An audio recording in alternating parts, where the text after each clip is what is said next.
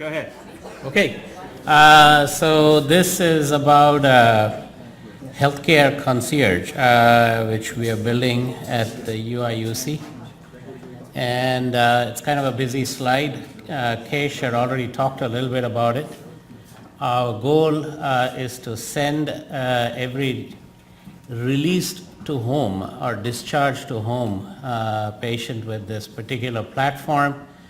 The objective is to reduce the unplanned 30-day readmission rates and also to make sure that they're complying. Basically the story is to have a centralized IoT hub.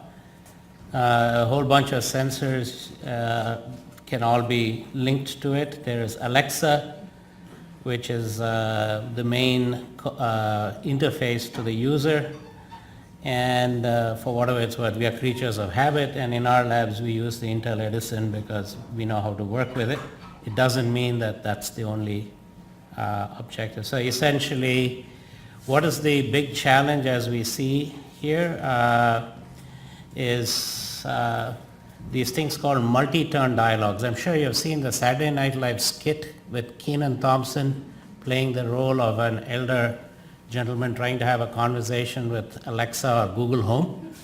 That's our sort of motivation. These multi-turn dialogues have to, there's a nice way in which these can be designed. Interfacing is, again, there's a typical hubris of an engineering faculty member. We can do all of that. But if the conversations take too long, nobody is going to use all of these things. So these multi-turn dialogues must follow a template. And much of our research right now is focused towards developing what we call as a systems theory. These dialogues should be short enough, they should terminate so that the user doesn't walk away from it. And this is another project that we are doing primarily with Dr. Lindsay Kuhn, with Professor Wendy Rogers. But there, the bigger issue is we can build all of these devices, nobody would use it unless we have a proper instructional protocol, because when the user or the patient is sent home with it, they have to be instructed as to how to use all of these things. And many of us, to me at least, as an engineer, that was an eye-opening experience. Until this issue has been resolved, we can build all of this. This is not a problem, but nobody would use it. And finally, where we are going next is how do we know this works? And we don't know how to measure it as yet, but with our interactions with the applied health sciences folks, I think we'll figure it all out.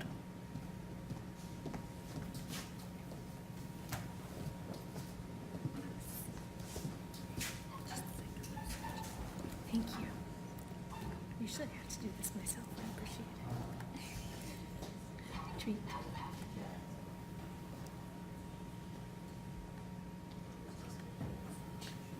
Okay, so I'm Abigail Wooldridge.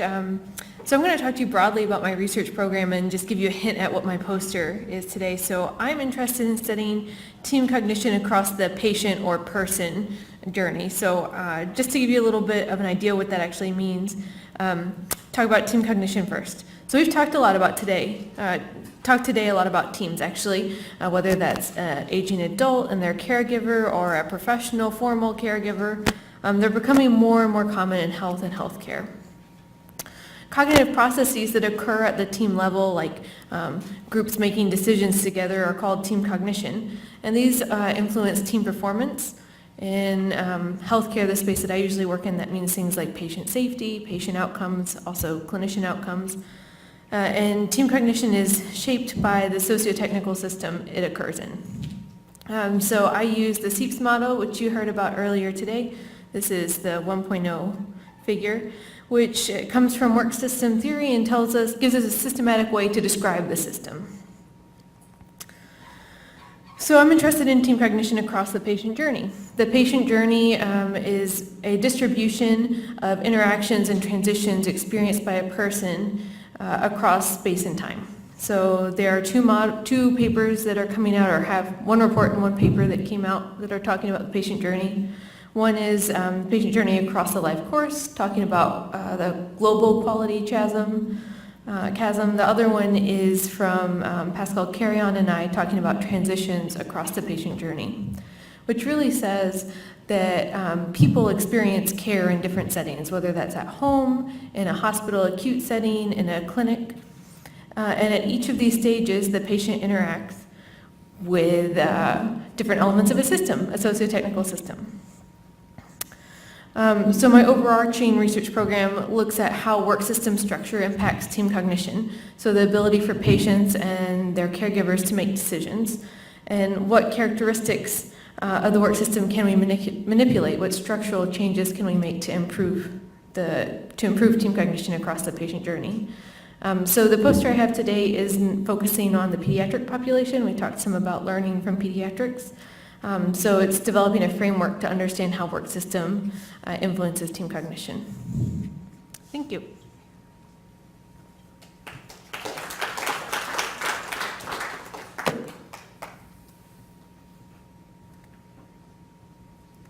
All right, now I'll invite our colleagues from Georgia Tech, John Sanford and Beth Mynatt, in whichever order you're going.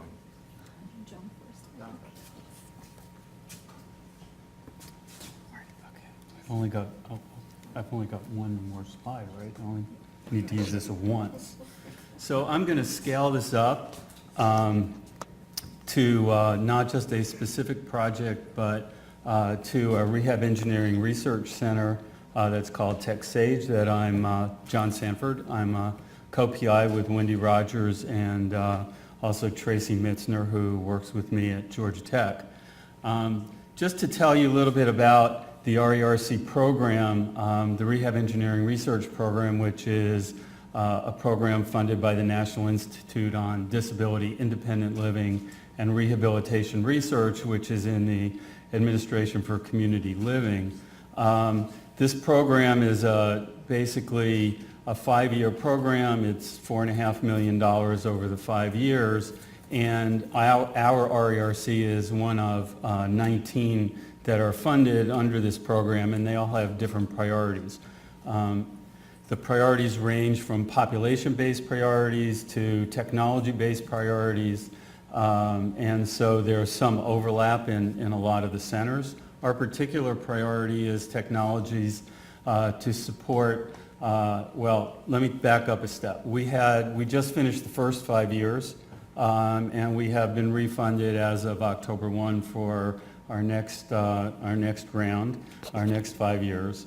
The first 5 years was focused on technologies to support successful aging with disability, and they've slightly changed it this year to technologies to support aging in place with long-term disabilities.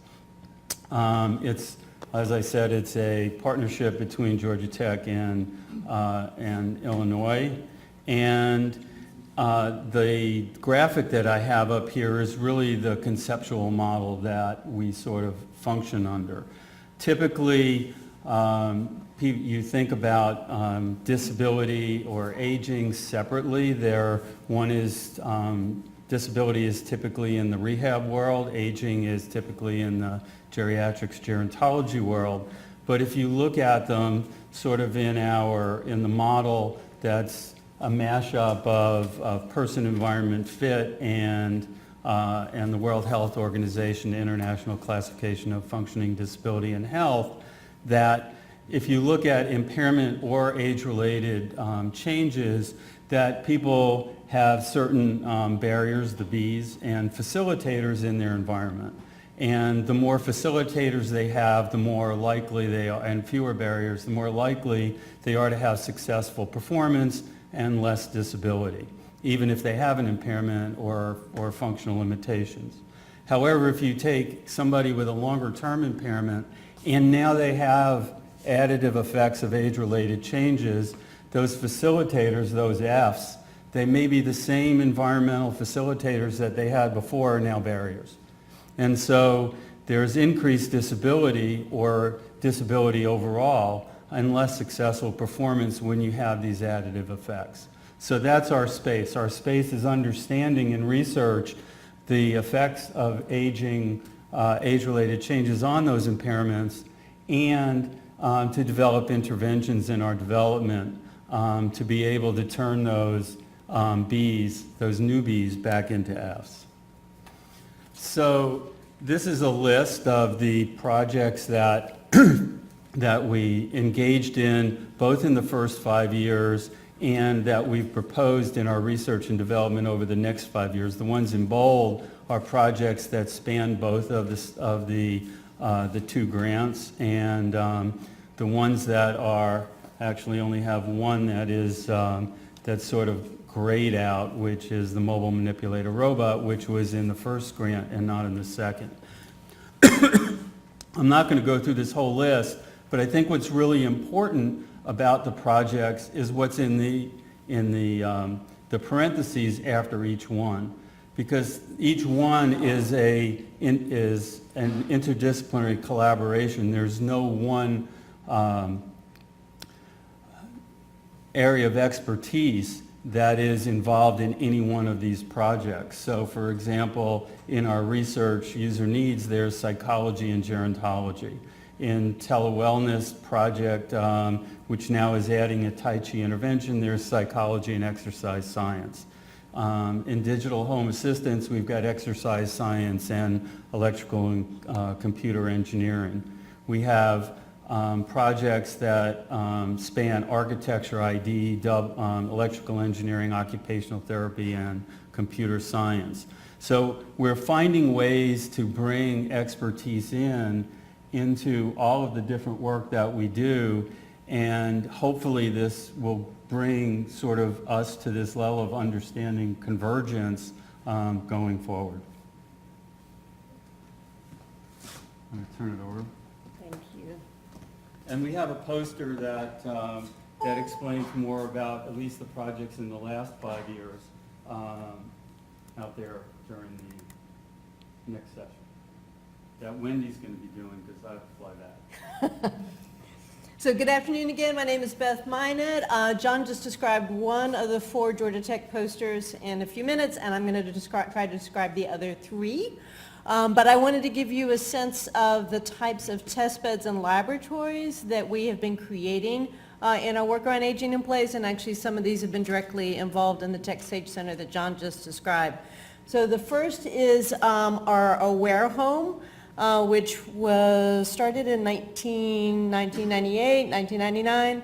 And it's a unique facility that we have on the Georgia Tech campus that allows us to create in a convergent, multidisciplinary way future technologies for the home. And it's a lot of fun because it looks like a home, but then, we've got air conditioning in the closet so the computers don't melt, and we can put cameras in lots of different places. And sometimes there's robots scooting around the home and sometimes not. But the main point for us is it was an authentic enough environment that researchers from very different domains, this is how Wendy Rogers and I started collaborating back, psychology meeting computer science, but it's also a place where our other stakeholders can come and participate with us. So for example, I think either going on in this or one of our other laboratories right now, we're working with our older adults in the future of cooking, and in particular looking at both not just the barriers associated with cooking, associated with aging and mild cognitive impairment, but also kind of the joy and fun with it. And so that's just an example of the many of the kinds of things that would be involved in the Aware Home kind of research. And then second is Home Lab, which Brad Fain will be standing at that poster. And so that takes us, if the Aware Home is our alpha site, Home Lab is the beta site. So this is a 600 plus cohort of homes in the greater Atlanta area. So in this case, you get a mapping, and these are all homes with aging adults. And they have been selected and recruited across a number of different types of chronic conditions and a number of different interests. And one of the things, and Brad can tell you all about it and do a better job than me, but one of the things that we can do in this is this is a place for partnership with industry. So we have had technologies centered around the use of objects for people with arthritis. I know we had one of the initial studies was a robot to try to encourage healthy eating. I'm really not sure if the robot just stood in the kitchen and just blocked the way to the cookie jar. But it becomes another situated place for that type of interdisciplinary research across the stakeholders. And that's part of the expertise that he is bringing into the second project that I wanted to mention. So this is relatively new. It was officially announced actually a few days ago.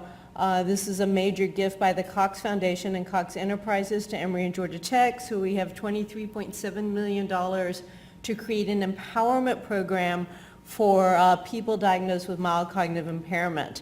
So it will be an extension out of Emory's Brain Science Center, and that will be where our initial population will originate.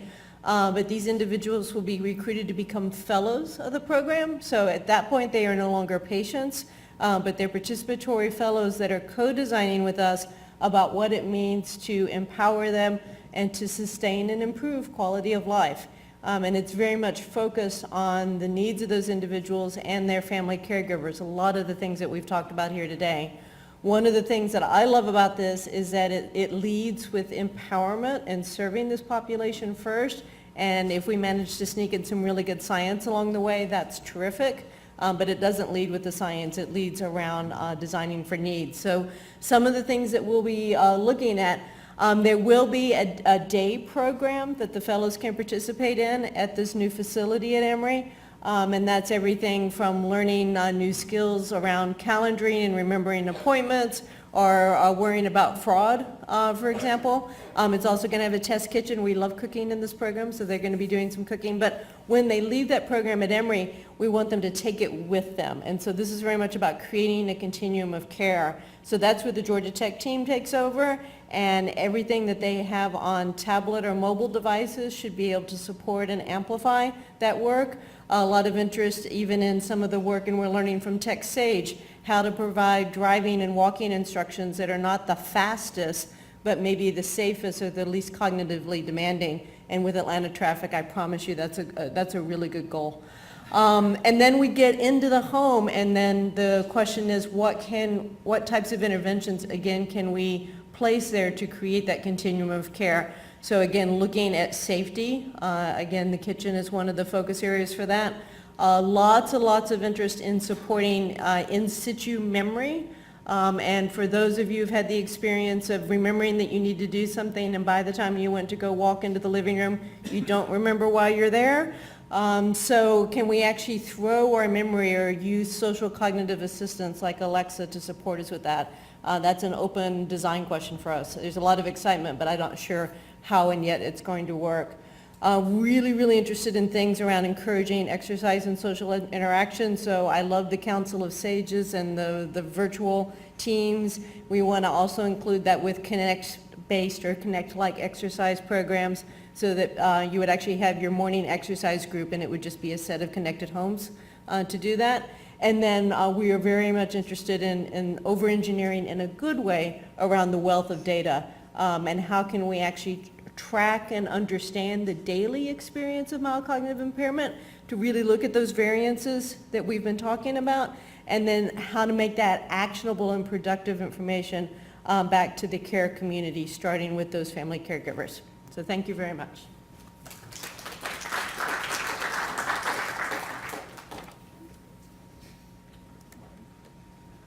And finally, I'd like to invite my colleagues from here at Johns Hopkins. So we have George Rebok and Michelle Carlson will be talking a bit about work that they are doing here.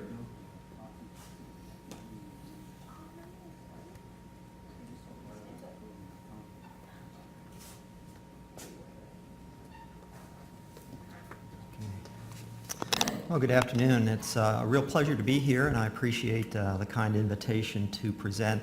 I just want to briefly describe this Active Memory Works program, which is a web-based intervention, a memory intervention program that derives from the landmark ACTIVE study, which is a large cognitive intervention trial that focused on enhancing health and well-being in community-dwelling elderly. And I'd like to acknowledge up front all the funding we received from NIA due not only the original trial, but also multiple follow-ups, including most recently a 20-year follow-up to look at very, very long-term outcomes from the original ACTIVE training. And I also want to acknowledge the Center on Innovative Care and Aging in the School of Nursing and Dr. Zanton, who have provided pilot funding for usability testing that's really been key to our work in developing this Active Memory Works program and testing it out before we launched this R21 project to look in a small randomized control trial the efficacy of online training versus the original types of training in the Active study. So Active was this clinical trial conducted almost 20 years ago, and two of the three interventions were paper and pencil based interventions. The memory intervention and the reasoning intervention, and then there was a computer based intervention that also had a discussion component. And those three interventions targeted abilities that we know decline pretty reliably with age and also relate to important everyday functional abilities as well as the ability to maintain independence. So from the original Active work, which involved a nationwide sample of over 2,800 community dwelling older adults, we through an SBIR grant, we developed an attention workout program that was based on the original speed of processing component of the Active trial. And we expanded from the three activities that were primarily involved in speed of processing. This was around useful field of view training that Dr. Carlene Ball had developed. We expanded that, including other activities, including things like focusing of attention and coordinating attention, and we added to that, and we ran a small clinical trial in 2013. Then for the memory component, as I said, we developed this web-based system. Of course, when we started Active 20 years ago, there wasn't the internet presence that we have today, and so the original Active memory training was paper and pencil based training done by a trained facilitator in a classroom setting. And in order to sort of expand the public health reach of the intervention and more broad dissemination, we developed a web-based component of the memory training and trying to remain faithful to the original paper and pencil training, but including all the key components, but adding interactivity and enhanced graphics and things like that. And so we did this trial in 2016, showed that there were equivalencies in terms of effects of the original paper and pencil based versus the online training, and there was very high levels of satisfaction with the Memory Works training. And so post intervention, we've done usability testing that is what the work being supported now by the School of Nursing, and looking at some of the feedback that we got from participants from the Active Memory Works. And so one of the things that we learned from our R21 trial is that there was greater need to provide support in terms of we had a live facilitator for the paper and pencil based training. We didn't have that for the computer based training, and so we're building in a progress management tool that simulates what a live facilitator would do in terms of providing encouragement, reminders, support for the individuals who are undergoing the training and be able to navigate the program more easily. And so that's currently in the works. And then there is this third prong to the intervention, the reasoning component, which involves more abstract thinking, executive level thinking skills, and that is a component that we'd like to build into the future. That still exists only in the paper and pencil form, but we would like to integrate that into the component, make sort of a full package here in terms of the Active intervention.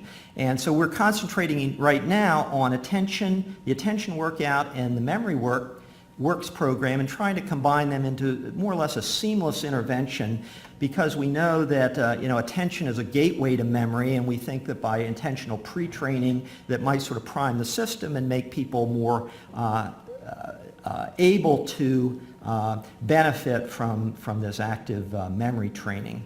So in terms of where we are now, we are working on developing an enhanced version of the Active Memory Works, building out the progress management tool, and then what we'd like to do is combine the attention workout program with the memory workout program and do this with equivalent dose that we gave in the active training program, 10 weeks of training, 10 weeks of initial training, and then followed by 3 years of booster training. So we're really thinking in terms of multiple boosters. In the original active trial, we had 2 boosters, and they worked, but they didn't work well for the memory training. They worked okay for speed of processing and for the reasoning training, but we didn't think the dose of the booster, just these 2 boosters, was enough in terms of the memory training. So what we're proposing to do is to do these multiple boosters spaced out over 3 years to see if we can sort of amp up the effects that we get from the memory training. So this is a work in progress. We don't have funding for this yet, but that's sort of how we're seeing ourselves going. So that's it. Thank you.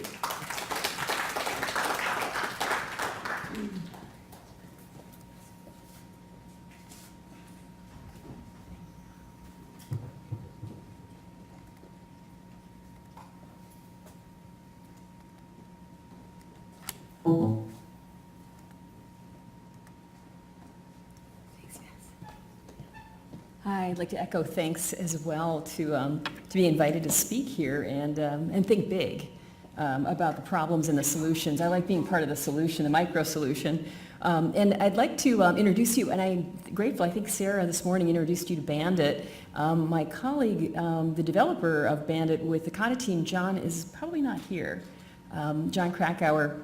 And about two and a half years ago, John and I met over the idea of how to innovate around promotion of physical activity with both cognitive and social elements to it. And I saw his Bandit game along with a colleague of mine, Katerina Rosano at Pitt, and we just fell in love with Bandit. And how can you not with those big, big Disney eyes? And so, being that we know that a number of the issues have been illuminated today about the challenge of helping people do what they know is good for them. We all know that physical activity is good for us. We all probably know with increasing evidence that social engagement is good for us. And how do we do it? How do we get more of it into our lives? So our goal was, I found an opportunity through the Roybal Center pilot study program to get a sufficient amount of money to start a pilot feasibility study to look at this immersive game called Bandit, and take it from with Kata team and John in their brain learning animation and movement lab from a post-stroke clinical rehabilitation setting, and with the Connect-based system, adapt it to training in older adults and kind of meeting them where they are. So going to their homes and to the community. And then to try to train something that's relatively novel in the aging space when it comes to cognitive health promotion. And that is, we know physical activity is good, we know cognitive activity and cognitive training is good, but why don't we think about integrating them so that we do both at the same time? Perhaps that's even at least as good, if not better, and it certainly would be efficient. So that's what we aim to do with the idea that a lot of our activity in daily life involves both. So think about walking and talking. Think about walking down the street when you leave today. How many people are you going to walk by who are on their smartphones looking down while they're walking? And you hope they make it through across the street okay. That kind of functioning is really typifies our usual life. We don't just do cognition. We don't just do physical function. We're constantly integrating both. So talking to you about Bandit, I think that, the idea here is that let's bring the fun back. When you're kids, you play. When you're adults, you work out. So we can work out with some fun in mind. We can keep your attention. I think that Maj mentioned stickiness, and that's our goal here. Find things that are sticky, that are sustainable, and that aren't painful. And I think that's something that we try to do, but a game like Bandit that you'll see in a few moments is so gorgeous, and it was developed with such care that we wanted to think about how we could harness that for this aging population. It's safe. And there are no side effects, as is the case potentially with many pharmacologic studies that try to address cognitive aging. It's low cost. The system actually that I'm going to show you here costs about a little under $1,300 right now, and it fits in both the home and the community. So let me just show you, if I can here, a little bit about how it works with some videos. Let's see.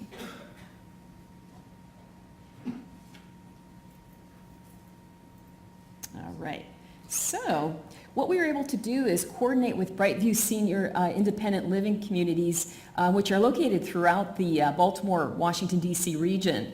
And we had the great opportunity of meeting one of the clinical directors who oversees a couple of these beautiful communities in Catonsville and Sykesville, Maryland, and as well as in a couple of other nearby communities. So we were able to recruit and use their movie room. So we were starting with a system we had in our lab. We went and met with them and found they had this movie room that only is used at night. So we said, hey, we've got something we could do in the afternoon. And so for the remainder of the day until the evening, we have this beautiful movie theater. And what I'll show you, what we're asking our older adults to do is to play Bandit 3 days a week, 3 hours a week for 5 weeks. And I'm going to show you a couple of the folks playing. I'll start with the gentleman.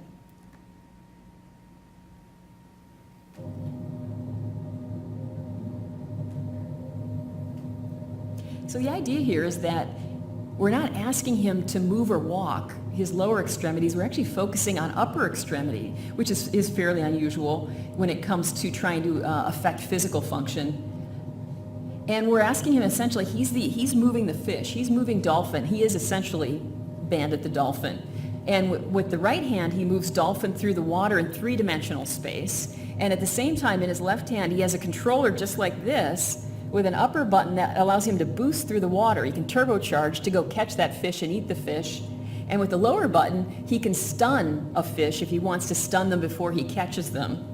So that's one, that's actually a fairly complex set of activities that he's doing. Let's see if this will go back. So let's see, yep, I got it. And then I'll show you, so that's one individual. This is one of our other participants playing the same game. And you see, she has a different strategy. She's using that tail flipper like crazy to stun those fish so she can go and catch them and eat them. She's at a higher level, so the music changes as a function of the level. And again, the Kata team was brilliant in bringing together the visuals plus the music to create a holistic experience. Now he's pretty excited, so he's going to jump out of the water and go back in again. And the goal is he catches so many fish, and when he's done, he wins. You know, that's the end of that session. And he comes and greets the participant and basically smiles to say, thank you for letting me eat. And this one last one I'll show you is one where they jump out of there's a sort of a jump option, so you can exercise your vertical abilities as well as the movement side to side. So you can essentially, we have Miss D who's doing the jump challenge. So she can exercise the vertical movements, and her movements directly determine how high up, how much airtime Bandit is going to get. And then she gets feedback on how much airtime, hang time he had. So that gives you an idea of a game that kind of meets you where you are and allows you to essentially, let's see if I can get back here.